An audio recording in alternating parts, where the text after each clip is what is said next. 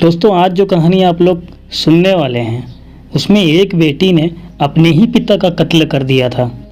कहानी शुरू करने से पहले चैनल पर अगर आप नए हैं तो कृपया चैनल को सब्सक्राइब जरूर करें। उत्तर प्रदेश के बरेली शहर में ग्रीन पार्क कॉलोनी का रहने वाला 50 साल का रमेश एक कॉलेज में मैथ का टीचर था। उसके पास शिक्षा व गृहस्थी दोनों का तजुर्बा था। बाहरी तौर पर वह अच्छा दिखता था और लोगों से कम ही वास्ता रखता था।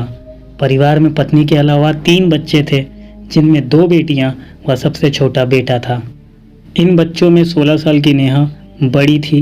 11वीं क्लास में पढ़ने वाली नेहा पढ़ाई में बेहद होशियार थी। क्लास में उसकी अच्छी पोजीशन आती थी। उसका सपना आईएएस बनने का था।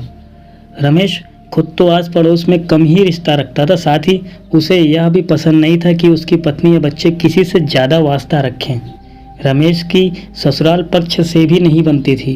पत्नी के वहाँ जाने पर वह उससे झगड़ा किया करता था। नहीं थे नेक इरादे। बेटी नेहा को लेकर पिता रमेश के इरादे नेक नहीं थे। वह बहाने से उसे छूने की कोशिश करता था। जवान होती बेटी के जिस्म पर उसकी नज़रें अक्सर फिसलती थीं। जब बेटी बाथरूम आती जाती थी तो वह उसे अजीब नज़रों से देखता था। कभी रात में वह जागता तो भी नेहा को अजीब नज़रों से घूरता। शुरू में इन बातों पर ध्यान नहीं दिया, लेकिन पिता का बर्ताव उसे समय के साथ खटकने लगा। वह उम्र के उस पायदान पर थी जहाँ मर्द की घूरती नज़रों का मतलब समझने लगी थी। कई दिन सोचने समझने के बाद उसने अपनी माँ से दबी जुबान से पिता की इन आदतों की शिकायत की, लेकिन माँ ने इसे बेटी की ही गलतफहमी समझा और उसे भविष्य में चुप रहने की हिदायत दी। जनवरी में एक दिन नेहा की माँ ने मायके जाने की बात कही तो रमेश ने उसे इसकी इजाज़त दे दी।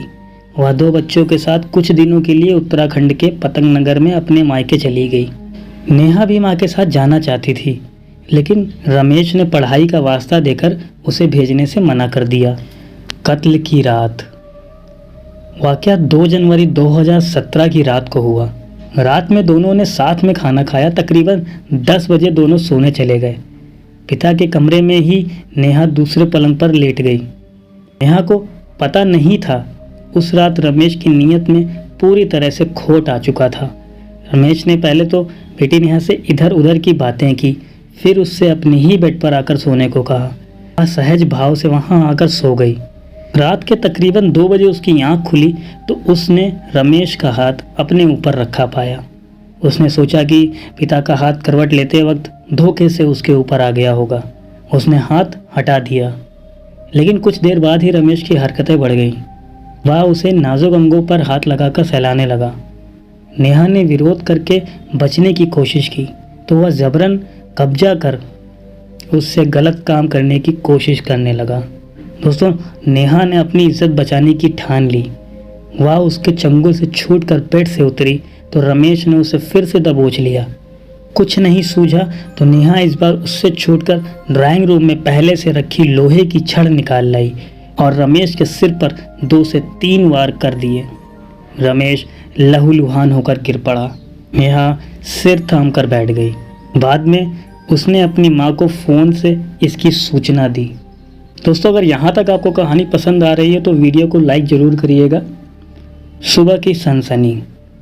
रमेश के ससुर तड़के पुलिस कंट्रोल को सूचना दी और तकरीबन 6 बजे खुद भी वहाँ पहुँच गए। बेडरूम के दरवाजे पर रमेश की लाश पड़ी थी। बिस्तर पर खून के निशान थे। कमरे से बह रहा खून बरामदे तक फैल चुका था। पुलिस ने खून से सनी हत्या में इस्तेमाल की गई छड़ बरामद कर ली। फॉरेंसिक एक्सपर्ट टीम ने भी मौके पर बुला लिया गया था, जिसने फिंगरप्रिंट व फुटप्रिंट समेत कई सबूत इकट्ठा किए। मौके का कोई चश्मदीद गवाह नहीं था। शक यह भी था कि नेहा ने मनगढ़ंत कहानी न बनाई हो। पुलिस ने उसके मोबाइल फ़ोन की कॉल डिटेल भी निकलवाई। उसके नेहा ने अपनी इज्जत बचाने के बयानों की सच की कसौटी पर परखा गया। परिवार वालों से भी गहन पूछताछ की गई। नेहा ने अपना जुर्म कबूल कर लिया था। उसके मुताबिक पिता की हरकतों से घर के लिए कैद खाना बन गया था। वह सनकी इंसान था। वह छड़ से पिता को डराकर अपनी इज्जत बचाना चाहती थी। अगर वह ऐसा नहीं करती तो खुद मारी जाती, क्योंकि रमेश ने उसके हाथ से छड़ छीनकर उस पे ही वार करने की कोशिश की, जिसके बाद हाथापाई करके नेहा ने छड़ छीनकर पिता पर ही वार कर दिया था। रमेश के परिवार वालों को नेहा की कहानी पर भरोसा नहीं था, लेकिन उसकी पत्नी ने स्वीकार किया कि नेहा ने कई बार पिता की शिकायत उससे की थी। उसने सोचा नहीं था कि कभी ऐसा भी हो सकता है। शिकायत को गंभीरता से लिया होता तो शायद यह दिन देखना नहीं पड़ता। रिश्ते को बदनाम करती इस वारदात ने समाज के सामने अहम सवाल छोड़ दिया। मनोवैज्ञानिक डॉक्टर सुविधा शर्मा कहती हैं, यह कोई साधारण बात नहीं है। डॉक्टरी भाषा में इसे टास्क ओरिएंटेड रिएक्शन कहा जाता है और इसमें भी यह अटैक रिएक्शन है। लड़की को फैमिली सपोर्ट की ज़रूरत थी। पिता परेशान कर रहा था और माँ मदद नहीं कर रही थी। समझदारी वाला कोई कदम उठाया गया होता तो शायद ऐसी नौबत नहीं आती। पिता के कत्ल की आरोपी नेहा अब नारी सुधार गृह में है। उसके पक्ष में सामाजिक संगठन भी उतरे हैं। लड़के का कहना था कि उसका इरादा हत्या करना नहीं था, बचाव में उसने हमला किया जिससे पिता की मौत हो गई। इस वारदात का कोई चश्मदीद गवाह नहीं था। लड़की के बयान और हालात के हिसाब से पुलिस ने जांच की। बकौल एसपी समीर सौरभ, लड़की के सेल्फ डिफेंस में पिता पर हमला किया, इसलिए गैर इरादतन हत्या के मद्देनज़र जांच पड़ताल आगे बढ़ाई। दूसरी तरफ कानून के जानकारों का यह मानना है कि नेहा ने अपनी आबरू बचाने के लिए ऐसा सख्त कदम उठाया। उसे कानून की हमदर्दी तो मिलेगी ही, बशर्ते उसे यह साबित करना होगा कि यह हत्या उसने सेल्फ डिफेंस में की थी। अगर वह ऐसा नहीं कर पाई तो उसको सज़ा भी हो सकती है। तो सुना आप लोगों ने कहानी में कैसे उस बेटे ने अपने पिता का ही कत्ल किया, और अगर ऐसा वो ना करती तो उसके साथ गलत हो जाता। लेकिन उसकी माँ को जब उसने पहले शिकायत की होती है, तभी अगर माँ ने उसको गंभीरता से लिया होता तो शायद ये नौबत ना आती। तो दोस्तों, चैनल को सब्सक्राइब ज़रूर करें और इस वीडियो को शेयर करें। मिलते हैं नए एपिसोड में नई कहानी के साथ। तब तक के लिए बाय।